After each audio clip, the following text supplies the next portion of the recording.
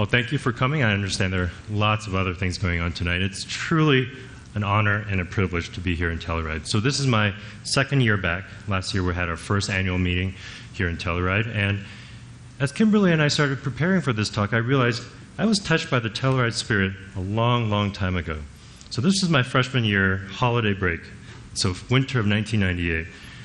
I came here from Taiwan with 2 suitcases, didn't have anywhere to go, so my roommate said, why don't you come home with us and spend the holiday season with us? So that year, that winter, Patch Adams came out. So it's a movie directed by Tom Shadyac, who many of you know and are very familiar with. In that movie, Patch said one phrase that carried on my entire career. He said, if you treat a disease, sometimes you win, sometimes you lose. But if you treat a person, I guarantee you, you always win. I knew I was going to be a chemistry major, but I didn't know what to do with that. Then I realized it's the people. It's the people that brings me into this chemical world. And from there, I went on to study atmospheric chemistry, understanding climate change, understanding ozone depletion. And then from there, I realized I didn't want to stare at the problem anymore. I wanted to work on energy. So I had the privilege of joining Mike Wazalewski's lab at Northwestern in 2008 to pursue new novel ways to develop photovoltaics that are cheap and scalable. And from there, the dream continued to grow. So here I am, advancing my slides with my iPhone 5. It is so unimaginable just 70, 80 years ago when we had the first general-purpose computer. When we look at the electronic numerical integrator and computer, this thing on the right here cost $6 million of today's dollars to build, weighed 25 tons, and could do a whopping 350 calculations per second. What I hold in my hand here can do 8 billion instructions per second, going from a 25-ton machine to this thing that could connect me to the rest of the world in just a flip of a finger. So this is how technology evolves. It challenges our imagination. It goes beyond what we can even dream of today. So I want to share 2 quotes with you. The first one is from Harper's Weekly. The actual building of blank is not for the near future, in spite of many rumors to that effect. And the second one is from Scientific American. It says that the blank has practically reached the limit of its development is suggested by the fact that during the past year, no improvements of a radical nature have been introduced. So any guesses on what we're talking about here? Solar. Any other guesses? Computer? Cell phone? Other guesses? Almost anything, yes. Almost anything. So here's another hint. Turn of the century, early 1900s. Airplanes. Cars, exactly. People really doubted cars. They didn't think it could replace the horse. The horseless carriage was not a thing. It's a thing of the future. It's not for us. But I don't need to tell this group that the automobile industry is as innovative as it's ever been, especially with the Tesla Model S winning the Motor Trend Car of the Year. So this is where predictions and imagination can fall short. So the talk is entitled Solar 2.0. And Kimberly and I really wanted to focus on Solar 2.0. How do we go from what we know, solar panels, and another way to do that? And also another way to do the science and to bridge the science and the technology. So as many of us know, we can put solar panels on our roofs. These are generally silicon-based modules that convert sunlight into electricity. But you have to use it then and there. So if you have more than what you use, you can feed it back into the grid. But ultimately, you have to have a way to use it when the sun doesn't shine. So here's an example. So on the left, we have Monday to Sunday. At the peak is the daytime peak, where the sun is up, the air conditioning is running, the offices are all running. And the valley is the nighttime base load. So when you go from yellow to crimson, that's showing as you increase the number of photovoltaics or solar panels you have in your city or in your neighborhood, you can reduce that peak. You can dampen it a little bit. But you certainly can't dip into this load at night. There's no sun. So what this is saying that if we really want solar to be a part of a deeper penetration where people actually use it, we need energy storage solutions. You can use batteries, we all know, like on my phone. But what a fuel, a chemical bond, can store so much more energy. We're talking orders of magnitude more energy per volume. so what we call energy density. So that's a big deal. If I can store more energy in a smaller amount of space, it costs less, and I don't need a big tank behind my house. So what SOFI wants to do is to take the natural photosynthetic blueprint and create a gasoline on that. So we call this a solar gasoline. So we want to take sunlight plus water plus CO2 to give you gasoline. So CO2 would be recycled. We're taking what our coal-fired power plants, our natural gas turbines are putting out into the atmosphere and recycling that. So what SOFI technology wants to achieve is this zero carbon footprint technology. But before we even go into the specifics, I think it's worth looking at some of the details or the complex world that SOFI's scientists and engineers live in. So I call it the SOFI's world, which many of you probably think of the book, and which it's a book I love, and the real world. So in the real world, when it comes to time, we think of seconds. We can understand 1 1,000, 2 1,000. But our scientists worry about the femtosecond. If we can't get the femtoseconds right, we can't get the second right. A femtosecond is 10 to the minus 15 seconds. So that's 0.14 zeros and a 1. So just give us some perspective what that means. So if a second is the US GDP of $15 trillion, then a femtosecond is 2 cents. So imagine if you had to build this country and you had to count pennies, and every penny literally counted. That's really hard. And this is where SOFI science is and what we have to worry about. So it's incredibly complex, and this exquisite control is very critical. When we think about time, we think about space. So in the real world, we operate in feet, a meter, but in scientists' world, we work in the nanometer, 10 to the minus 9 meters. So just to give us some more perspective, if a meter was the distance between the coasts of America, a nanometer is the height of 3 stacked pennies. Again, if you need to build this country from coast to coast and you had to care about 3 millimeters, that's pretty hard. So this is the world that our scientists live in today. And the science is getting harder and harder. So two examples I want to show as how science has become more complicated over the years. So in 1926, this gentleman here won the Nobel Prize in Physics. And what he did was he counted grains in a vessel. He looked at how the grains were moving around. From there, he was able to derive Avogadro's number, which many of our chemists know very dearly. And with that, he won the Nobel Prize. I'm simplifying a little bit, but that's the experimental vessel, the apparatus that he has. You fast forward 70-some years to another chemist and spectroscopist that many of us know and respect, Ahmed as well, who developed the lasers that are needed and the mechanism, the protocols to study femtosecond reactions, looking at in real time how molecules evolve, literally taking a motion picture of molecule and chemical reactions.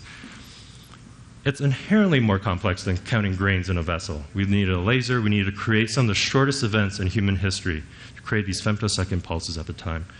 And guess what? We teach these to our first-year graduate students now.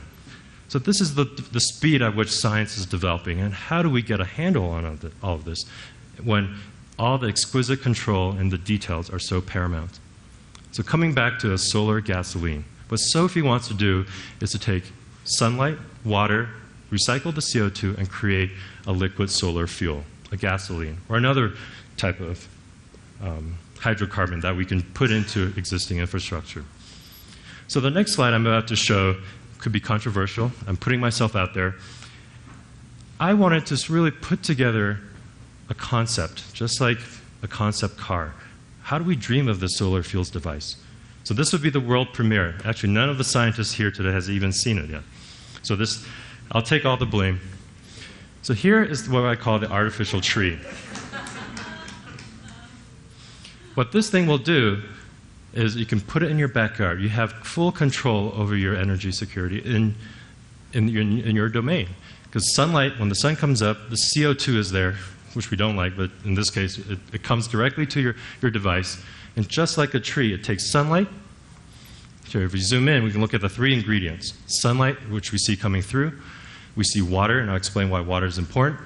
We also see here the CO2. We can develop technologies that will take CO2 out of the air and scrub it. So again, we have zero carbon footprint. We're recycling the CO2.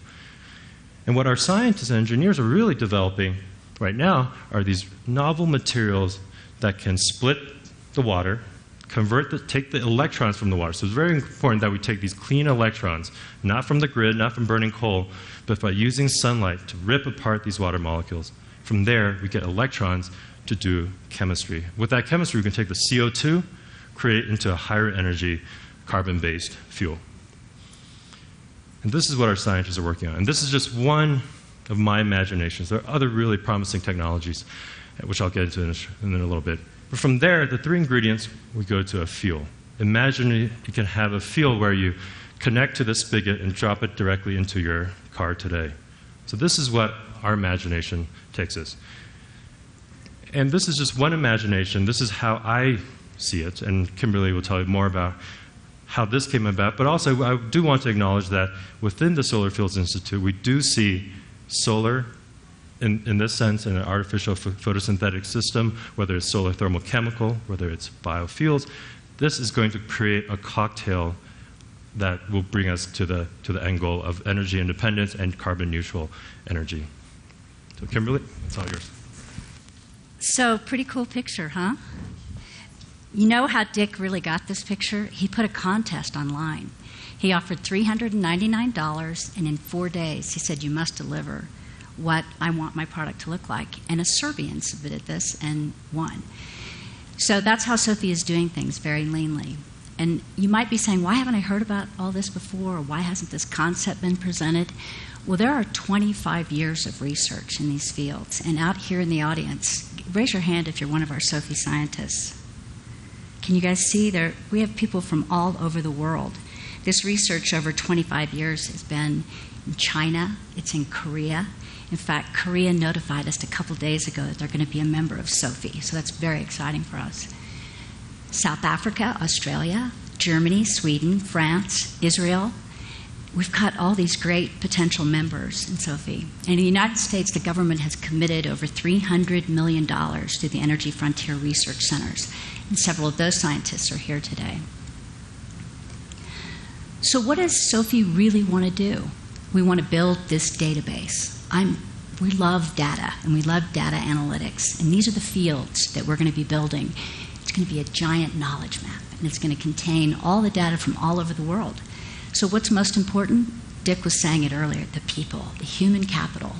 The value of human capital and mind and the research that's going on is immense. So what we want to know is, where are the scientists? What are their ages? Are they leaders? Are they influencers? Are they Einsteins? Are they gadflies, mavericks, you name it? We're going to take an inventory of all these experts. And I'm telling you, a lot of people in this audience are pioneers of this stuff. They have been doing it for 20 years. They're amazing. What else do we want to know? What do we want to collect in the way of data? We want money. We want to know where it's coming from, how it's coming. We want to know where the labs are located, how many square feet. We're going to put this whole database together, and then we're going to start picking it apart. We're going to go in there and we're going to look for potential collaborations. We're going to look at cost redundancies where people are spending the same money on the same things. Let's create some efficiencies. And last but not least, the truth is one lab's failure may be something that somebody else needs to solve their problem. This is a timeline we put together. The green line is academic research. In all technology development, academic research is critical. Sometimes 5 years, sometimes 15, sometimes 35 years before industry gets involved. The blue line is industry. This is what we're trying to make happen. And there are some phenomena that have taken place already. A couple of little private equity spin-offs, a lot of partnerships, and what we're leading to ultimately is products. The gray dots are products, and it could be a part of Dick's component, part of his system. It could be a catalyst. It could be one of those solar light capture devices. So the whole idea is to get to a market, to create a solar gasoline. What else is happening? Why is industry interested in SOFI? We're a virtual collaborative network. We're doing things virtually. We're all in different countries. So what did Bill Gates, what did he see and what does he want to do here? There is a Facebook for science. It's called ResearchGate. It started a couple of years ago with a small amount of private equity. It didn't catch on. It didn't catch on right away. Scientists are not willing to open up. They want to protect their intellectual property. Their universities are telling them, you can't tell everybody what you're doing. We're leading to discovery here. So Bill Gates has said, you know what, the climate change problem is too urgent. You are going to have to open up. So I'm investing $35 million in developing this collaborative network. We're right behind Bill Gates, or that's where SOFI wants to be. How about major companies like Panasonic touting what they're doing? It's exactly what our labs are doing.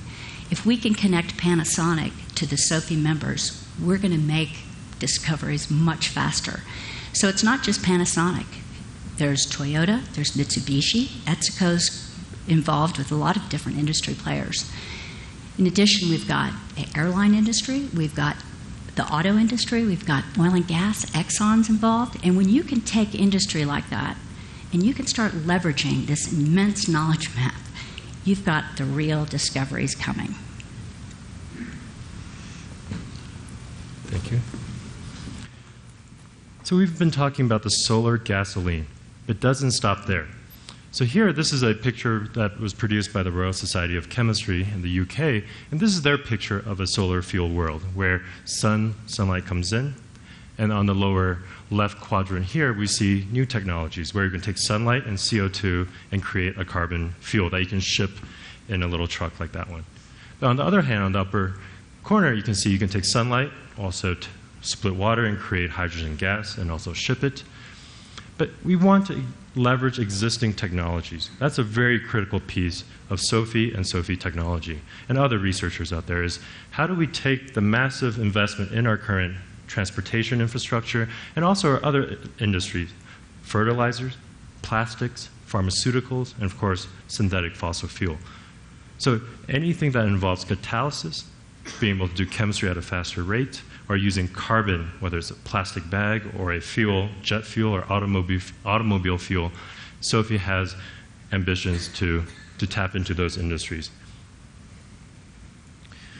So SOFI was brought together with a realization that a lot of our scientists were working in compartmentalized fields, these silos. These are the traditional silos that many of our scientists are really have persevered, and these are the true pioneers in these fields.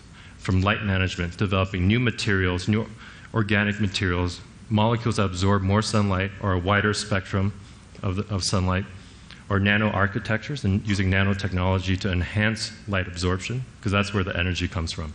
Or people working on what we call reduction side, where we take CO2, reduce it into another carbon-based molecule that has more energy stored in it. And that's a very difficult process. Or hydrogen generation. How do you take an acid of protons, or an H+, and convert it into a dihydrogen gas? Or on the oxidative side, where we take water, split it, and from there get 4 electrons and 2 protons and an diatomic oxygen gas.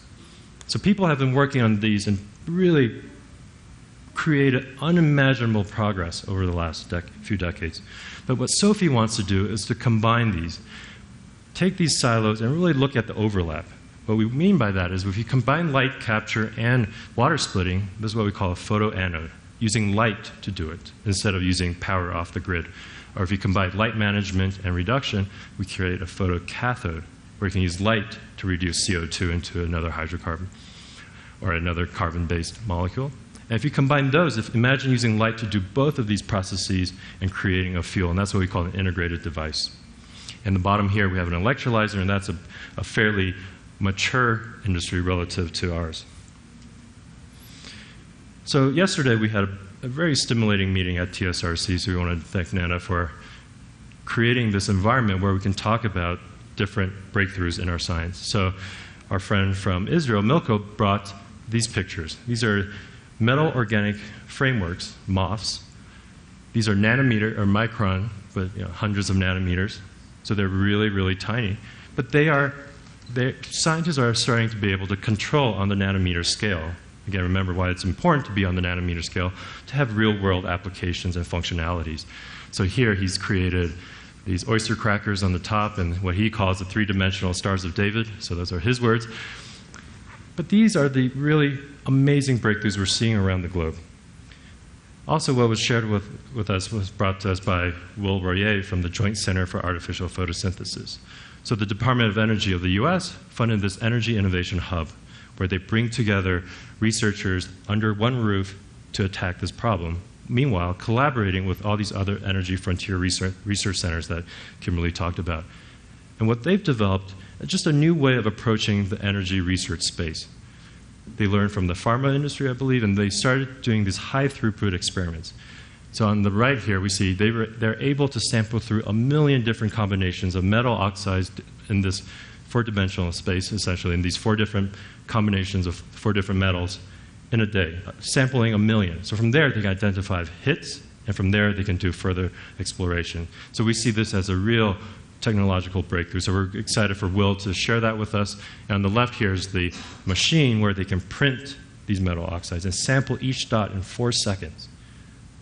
So this is really where the 2.0 comes in, taking modern technology that other industries have developed, perhaps, and using it in the energy space. So that's the 2.0 part. And this is really where Kimberly will tell us more about how, when we think about Web 2.0, how can this change the research landscape?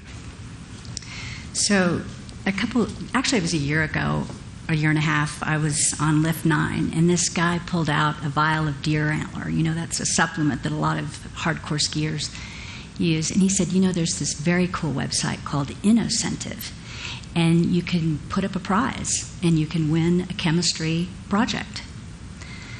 So I thought, well, you know, this guy's a crackpot, but I went back and I looked at this, and it's the most amazing place to do science, and I describe it as a virtual window to discovery.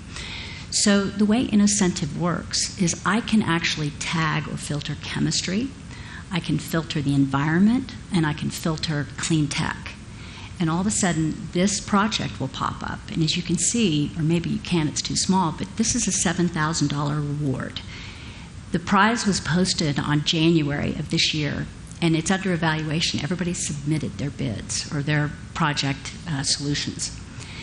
So this is something SOFI might use. What if Vincent in France, in one of our labs, is working with Devons in Arizona in another one of our labs, and they're working on a project together, and they hit a stopping point. They find that they have one little thing that's bugging them that they can't get through.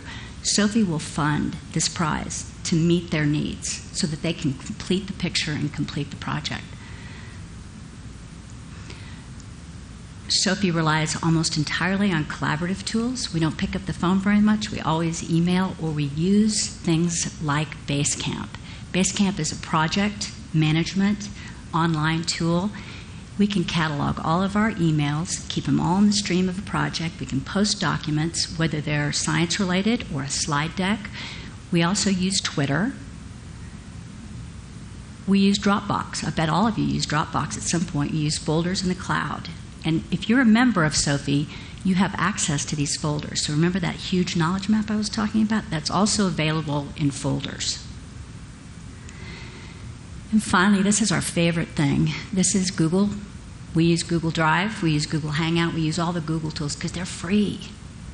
And this is our first collaborative exercise. The big window is JCAP, the Joint Center for Artificial Photosynthesis. We have Rutgers. We have Mike Wazalewski at Northwestern. We have Brookhaven. We have PNNL. And over here in the far left lower corner, that's John Schneider, our third co-managing director.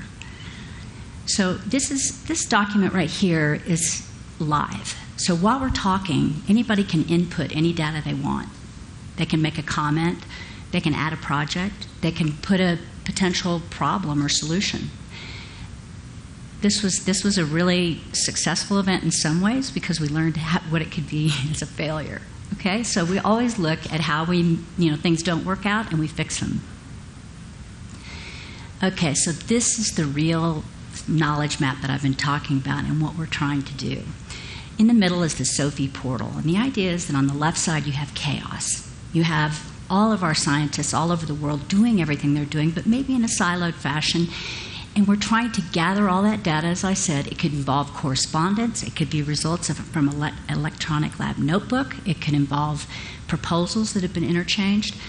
SOFI proposes to take all that data and run it through this portal. And on this side, you have order. You know where it is. You have it organized in a fashion that principally, you can prioritize and you can find the most significant events that are going to lead to tech transfer. Tech transfer is when you get industry interested and they invest in what you're doing from the academic research lab. Thank you. So we talk about tech transfer, but if you also believe in the power of academic institutions around the globe, if you still believe that these educational institutions can spur innovation, can educate a workforce, I think we have to think about where we are today and how we got here. So Isaac Newton famously said, "If I have seen further, it is by standing on the shoulders of giants." The mountains of Telluride are humbling, and it's even more humbling to stand before the giants of our field today. Many of these scientists here have really pioneered what we see and presented briefly today. So I, as a chemist, stand on the shoulders of these giants, and I'm grateful for that. But what we've also learned with those two Nobel laureate examples is that the science is getting more and more complex. So Ben Jones, who's a professor at Northwestern at the business school there, studied how science breakthroughs happen today. So he said, and he has data to prove that, if one wants to stand on the shoulders of giants, then one must first climb the giant's back, and as knowledge accumulates, as science becomes more complex, the harder this climb can become. So this is what SOFI is about. When we focus on the people, when we focus on team science, we can climb this giant's back more quickly, more effectively, and I think makes it a lot more fun. So what SOFI aspires to do is to transform how academic research labs interface with the real world, with the modern 21st century world, using 21st century tools, leveraging this flat world that we live in today, where I can have a Serbian help me with a design, we can call up Vincent in France and work with our colleagues in Arizona and in California, and this is what SOFI aspires to do. So here's the last slide, and I want to pass this over to Kimberly, but again, I think focusing on never doubt that a small group of thoughtful, committed people can change the world. Indeed, it is the only thing that ever has. It's humbling to be in Telluride, and I invite you to join us in this conversation and understanding how we can take different aspects of chemistry, of renewable energy, and data management and IT to really put our shoulders together and really figure out how to get there.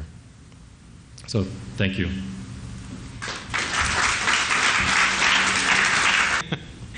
So, when you get together with and you see the science working, there's one thing that you really feel, as a Telluridian, really proud, because not only did this idea come up in Telluride, I think it was Mike and Nana on Bear Creek, but more and more meetings that we all had together, thinking about how can we create something really meaningful that is absolutely critical for all our futures. And Telluride is quite inspirational that way. We see the beauty of this earth that we want to save. And it's a place where scientists in many fields have been coming because they don't feel threatened. So you're not going from one great university to the other and where people are throwing around their egos. Here, no one is scared that Telluride is going to steal their thunder, but Telluride has been welcoming. And what you've seen out here is really a possibility of changing what we're going to leave for our kids and for their kids. To develop a fuel that cars can travel with, that planes can use, that we can store energy so that we can use photovoltaics or wind or any other renewable energy, is the holy grail of those of us who, I think everyone in this room believes in climate change, we're seeing it. But even those people who don't out there, there are a few left, we need it. Well, we need it because we need to have energy available in a distributed fashion, and we need it to be able to be secure in our energy supplies, and we need it because we are really polluting this earth. And you feel that Telluride spirit has really come through. And I hope you would encourage me as hosts of these great scientists to keep them here, because there is everything is virtual, but where it really happens, where it mixes, where the DNA is here in Telluride. And everyone who comes here from the scientists, first time or second times or third times, they all love it. But we are going to change the world, and we're going to change it because of Telluride and from Telluride. And I think I think all I can say, Kimberly and Dick, welcome, and welcome to all the scientists. And please be members of our team, people in Telluride and the people in SOFI. We're one ship, and please join us again. Thank you. Thank you.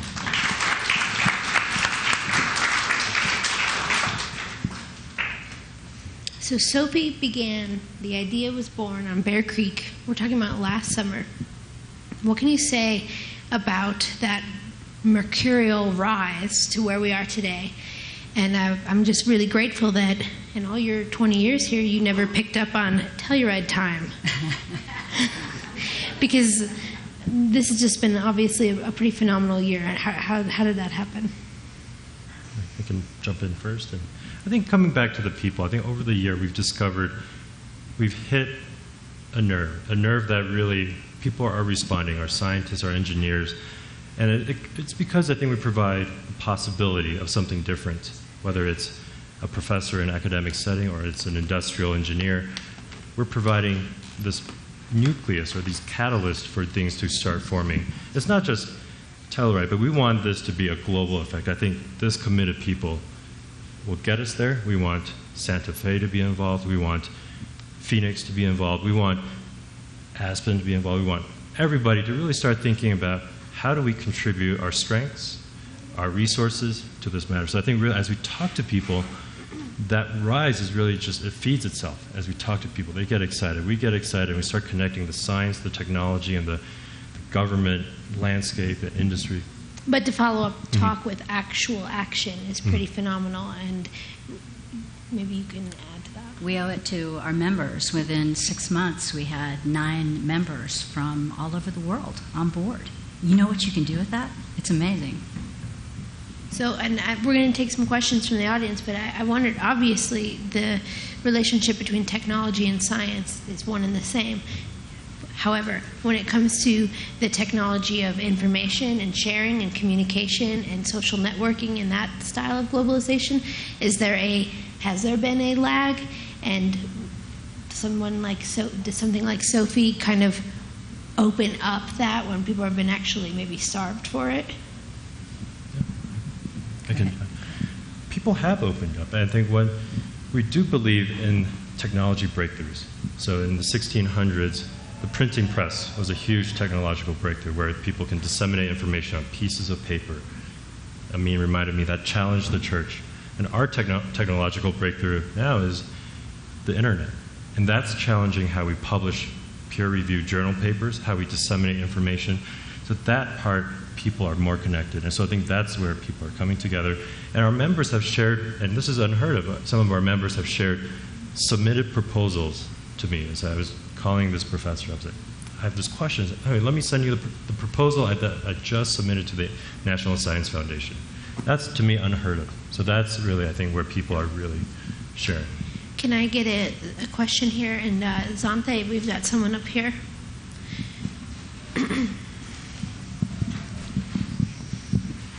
So I was just wondering if you could say a couple words on intellectual patent rights and the idea of patenting a gene, whether you think this is a good thing for what you practice as information catalytics, or do you see a more open source approach working better?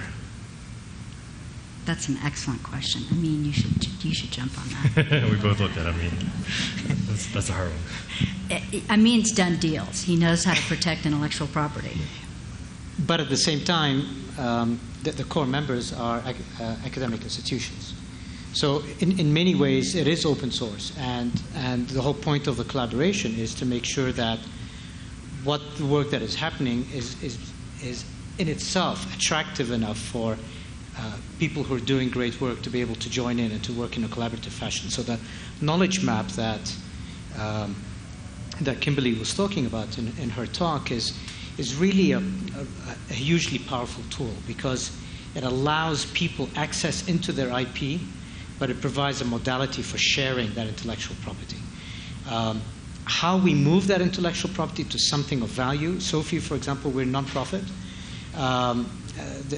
Most of the universities that are contributing into the research are nonprofit. However, some of that IP is held in, and is turned into money in terms of the development for industry to go forward. Are we going to copyright a gene? That's not the way we're going. Not at all. In fact, in our science, that doesn't really happen. But it's all actually about collaboration. It's about openness to allow us to develop something collaboratively that is still owned, that is still a property, but that is a property that we can move as quickly as possible to a practical application. So you're not going to see a solar-generated liquid fuel that one company or one country owns. You're going to see maybe a particular artificial tree or a particular CO2 membrane or something of that sort. But what we're trying to do is develop. And it's interesting because we had a debate today, we're going to have one tomorrow, when we talk about the power of competition. The power of competition is really to open things up. And so Kimberly talked about some. We're also talking with the X Prize Foundation that had that prize for the first private sector launch into space, two flights within a 2-week period. And so I was discussing with the board today about how they, as an X Prize, can hook up with us here in Telluride and SOFI and make SOFI a prize. We don't believe that we should be a competitor for this or for that. What we want to create is a competitive framework where people are incentivized to solve the planet's problems. So I don't know if that answers your question. Dante? It's kind of on the same subject, and that is, the SOFI has like a code of ethics or mission statement, and have you experienced like rogue scientists or Hobbesian type behavior, or and how do you handle that? Because I mean, it sounds like an amazing thing you created, but like human nature can sometimes get in the way. So how have You've got the human dealt nature. with that? You look at the rogue scientists here. Exactly. Keep him on the podium. Yeah. It's a good thing that GPS thing can track me down. But I think you're right. I think, how do we incentivize and we face human nature? We face cultural and behavioral challenges, whether it's an academic institution. I think the fundamental premise of SOFI is we can't get there alone. So it's not just hoarding SOFI resources and needing more financial support to get there yourself. So we really do believe scientists have made tremendous progress in different fields, and now the time is really ripe to come together. And rogue scientists would not be able to, in one quick download, capture all that expertise and build his or her own company to bring that to the market. I think certainly not at this stage, and that's really the critical piece too. As the technology develops and matures, as industry comes in, it becomes more and more competitive. So again, this is why, since solar fields research, we were ripe to work together, because we're, at Kimberly was saying, let's share the failures. Let's share where things are not working so that the other person doesn't have to go down the same path. So that's really where I think our scientists stand today.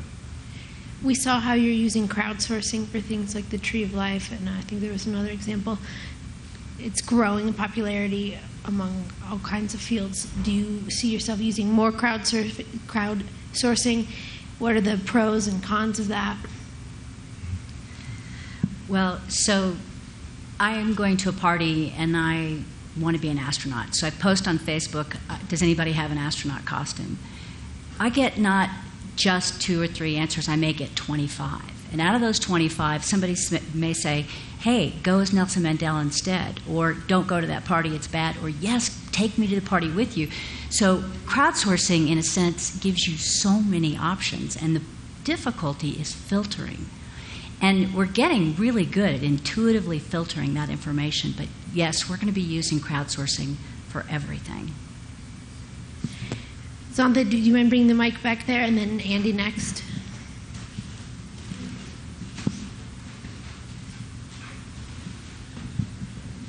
As a rogue non-scientist, let me ask a scientific question that may reflect an ounce of skepticism.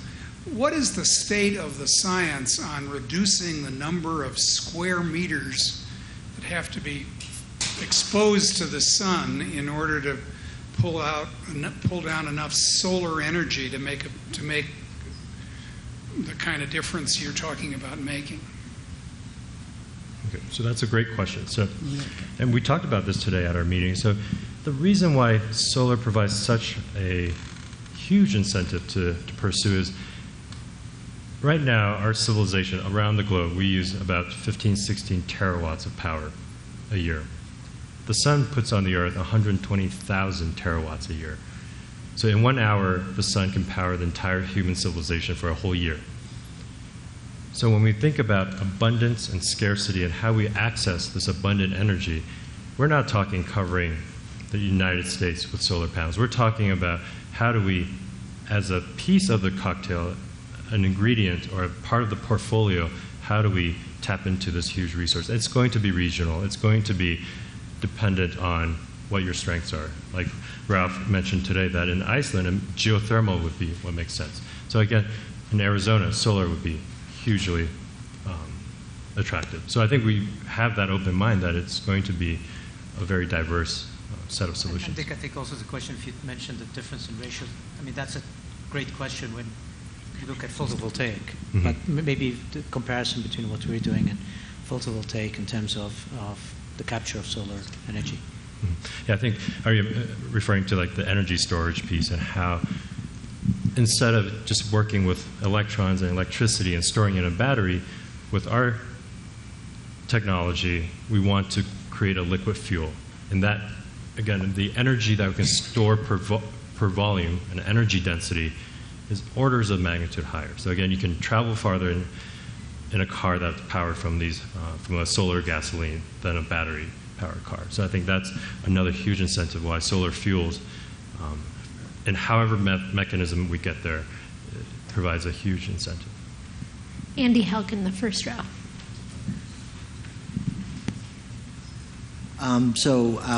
There's a lot of ways to make fuel from the sun, and classic ways are growing trees, growing switchgrass, maybe putting algae in a tank and then treating the fluid. That's clearly not what you're doing. You're doing a molecular approach. So is there any difficulty you foresee in setting a boundary to your project? I mean, I guess it's a small community now, and some of the other approaches I said are so outside what your scientists are doing. But as a collaborative, sort of a new style of doing science, do you think there's ever a time when you need to set a boundary and stop exploring other technologies? And how did you decide to focus on the approach you're taking? You know, I just want to start by saying that we have such a variety and an overlap. We want to be agnostic, include everything, not exclude anything. And yet, at the same time, those boundaries really come from the existing relationships in the labs that we're working with now. So I want you to go ahead and talk about the renewable science space. Yeah, I think that's a very good question. I think we don't want to draw boundaries, say this is our technology, we can't interface. Actually, Arun from this international company, DNV, or foundations, excuse me, they're working on creating a liquid, a formic acid, so a compound that's a liquid, and then feeding that to bacteria, to a bug that would then convert that into useful chemicals. So I think that's a real success story on just merging technologies. But what we see in solar fuels and artificial photosynthesis is how do we, as a community of researchers and industrial partners, be at the table with the biofuels, with all these other pathways, just to have a robust and honest discussion. How do we get there? And if the end goal is a drop-in fuel, can we produce something halfway and you take it from there? And we are certainly open to that. But our main advocacy for solar fuels is we need to be at the table. We are learning from these other renewable pathways of how do we market, how do we explain our science, and I think that's where our organization wants to live globally. Since you're such powerful dreamers and doers and manifestors, I'm curious, I'd love to hear your vision for some of the products you talk about. It'll be 2015 before things come out. Go a little further than that. I've got someone growing inside me. What does life look like in the solar fuel realm for them when in 25 years, let's say? That's a great question. Anyone want to have a stab at it? We don't want to have to cut down the trees. We may want to, but we do not want to be seeing the carbon dioxide continue to grow in the world. We want to see it begin to drop. And we see the largest contributor to that is the ability to store energy so we can use other renewables and to be able to use it in such a dense manner that planes can use them and cars can use them. And we've been talking today about, well, should we set a goal of producing a gasoline from the sun at the price of gasoline today and then in today dollars? And can we do it? And I think the answer is yes. The question was how long. And the debate is before your kid is in middle school or when he's in middle or she's in middle school. I was going to ask he or she after that. Since Yes. Let's say before. No, that's it. I mean, we want to be able to replace gasoline in that kind of time frame. And we're not going to replace it all. The oil that people are drilling out of the ground were trees and were bugs and were algae. And the thing about trees is that they give us such joy, but they have a hard time. So they're not very efficient in creating oil because they've got to fight the bugs, they've got to fight the fires, they've got to grow bark, they've got to grow leaves, they've got to move in the wind, they've got to have roots, they've got to sleep 6 months a year, and 12 months a day. So 12 hours a day. So it's a hard time for those trees, and they're fighting overtime to catch up with the CO2 we're throwing into the atmosphere. So we've really got to help them, and the only way to help them to replace the chemistries of plastics and transportation is to get a chemical fuel, a liquid fuel, that can store the energy from wind, store the energy from photovoltaics, and more importantly, be used as a fuel source in its own right. And that's what we want to do. We want to do it in a meaningful commercial way that will make us independent of fossil fuels. I want to add, if I could, studying the hydrogen markets and the carbon markets is critical to us. People say to me, oh yeah, you're the catalyst people. And that's right. We have to fund ourselves through spin-offs and technology development in this race to develop a solar gasoline. So you're going to see some amazing products in hydrogen or water splitting and carbon recycling catalysts. Okay. Nana, did you have a question? Always have lots of questions, but SOFI is so nascent and it is so optimistic, and it has to be, and that's what's driven this. But what are the biggest challenges that make you lose sleep at night? Funding. Academic research funding. We're still in the lab to a great extent. Industry's shown its face, it's present, and that's how I lose sleep. I want to be on the phone with Panasonic tomorrow. I want to follow up with Keshav in India. He flew all the way from Bombay 2 days ago, and I want to follow. Away when you mentioned money. Yeah, I know.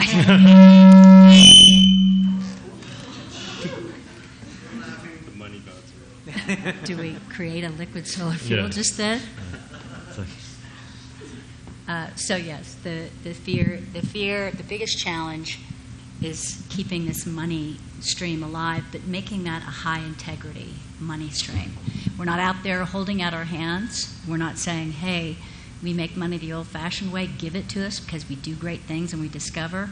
We're actually trying to put together a cash flow stream, products, catalysts, and ultimately a liquid solar fuel with economic parameters that make sense to people who want to invest. And I promise you, we're going to find private equity for our networking capabilities, the virtual science, the ability to bring groups together. Yeah. I also add to that, to answer your question, Anna, how I lose sleep over SOFI is how do we keep the integrity of our academic research? How do we provide partnerships that make real meaningful political and economical impact, but really still be plugged into this, century-old institute, this academia that has provided thought leaders across all space. And I think that's, to me, how do we build that trust and how do we really manage those partnerships? And again, for me, it's really about the people. How do we connect that and how do we really put our best foot forward? So that's the things that I worry about the most. Do we have any other questions from the audience? Sure. Zanta, do you mind? We're streaming, actually, and it's really good for our audience at home to have the mic. In like 2 sentences, what was the problem that you designed SOFI to address? And is there another field where this is being done and has been done successfully?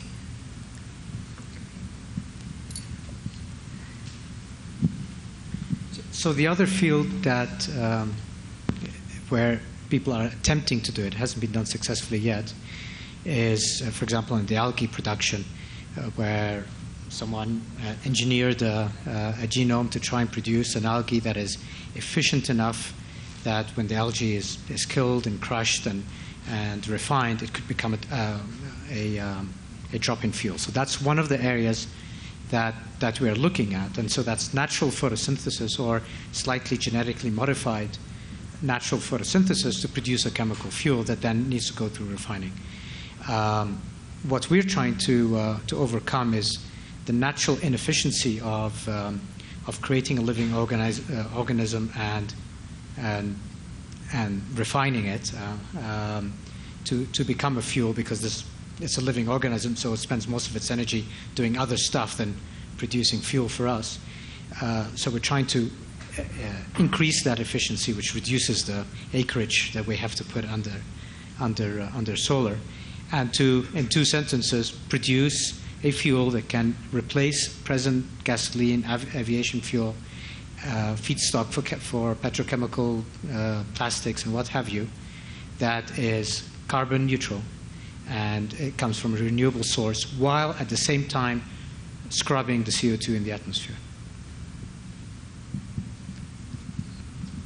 Well, again, I want to thank everyone for being here tonight, especially with so much going on in town. Packed house here. Thank you for your donations also. Also, Dean, thank you for making this possible. Dean Raleigh puts up the screen and helps us with the mics, and Shane is in the back. Telluride TV has streamed this, and that's made possible by the sponsors at Sheridan Chop House and the Sheridan Hotel, and we're also in the Sheridan Opera House, I need to point out. Next week, I feel like you could have been here last week and next week, some of the things that you keep tapping onto. But next week, Carbon Cowboys, Wrangle for Riches in the Rainforest, and Turning Up the Heat, Trees in a Warmer Climate. So hope to see you here then next week, Tuesday at the Opera House, 6 p.m. Thank you, everyone. Thank you for coming. Thank you for being here with us.